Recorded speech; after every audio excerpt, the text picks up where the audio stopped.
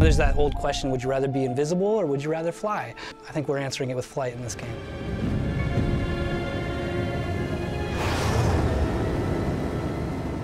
Dark Void was something that kind of organically fell into place. In the beginning, when we were initially talking with Capcom, we had, we had a guy with a grappling hook. He would get in planes, and he would fly around, and he'd jump out, and he'd parachute, and he'd fight big robots. It started out with a really solid foundation, but we found ourselves at one point going, you know what, this just isn't cool enough. There's something missing, something really big. We all went off, we thought about it, and about a week later, Jose came back. He hadn't slept. He's scribbling on the whiteboard, showing me stuff, and he goes, "Here it is. It's vertical combat."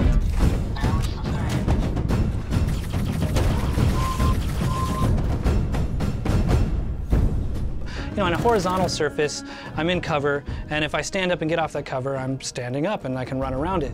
On a vertical surface, when you're moving up and you're fighting, you can't stand up, and in fact, if you try to, you're gonna fall to your death. So no longer are you able just to hunker down completely safe while you reload and the enemies wait for you to come to them. Now you're holding on with one hand, and you're scaling up vertical surfaces, and you're scaling down. You feel like there's a 360-degree combat sphere because you're looking up, down, to the side, behind you, over your shoulder, scanning for targets, so suddenly you feel like you're in the center of just this chaotic mess.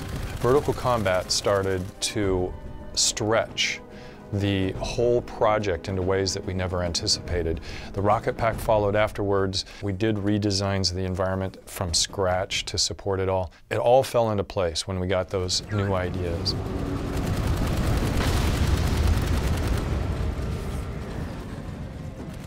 The jetpack is not perfect, and that's one reason why it's awesome.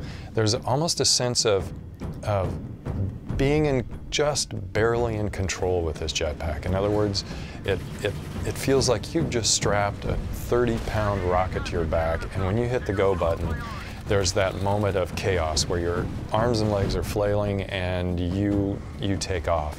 When I was a kid, I used to be on rope swings a lot, and that was kind of fun. There's always that moment where right after you get off the rope swing, there's that, ooh, you have that moment where your stomach kind of drops out. I think that's a fun feeling, and hopefully we can capture some of that in here.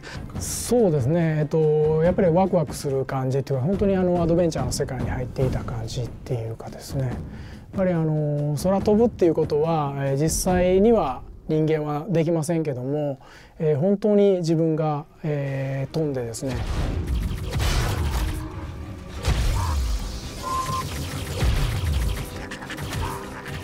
If you've played some of the previous games that a lot of people at Airtight have worked on, like Crimson Skies, you have a really good idea for what our flight mechanics are going to be like, and that's accessible, a little arcadey. When you hit that button, you take off. We want it to feel like, okay, cool, I get it, I know how to fly this thing. This is a game where we want you to just have a blast, either on foot or flying.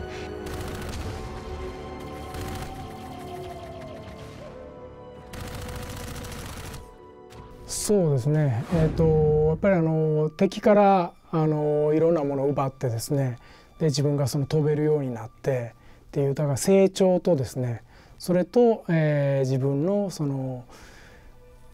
なんていうかな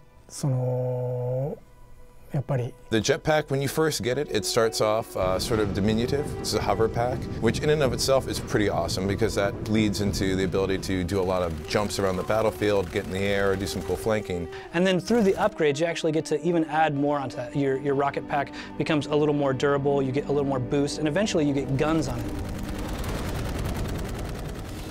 And so what we're trying to do is give the player a number of different experiences instead of just one over and over. You've got your guns, you're hitting cover, you're blind firing. And just start meleeing and taking them out. So you could be on foot sometimes, you could be doing vertical. You're zipping around through all these different canyon areas. Eventually you're jumping onto UFOs, running around the outside of it. You're sort of ducking and weaving from the pilot. Trying to piss off the robotic guy inside, so he opens up his hatch, jumping in there. Expose the pilot, bust him in the head.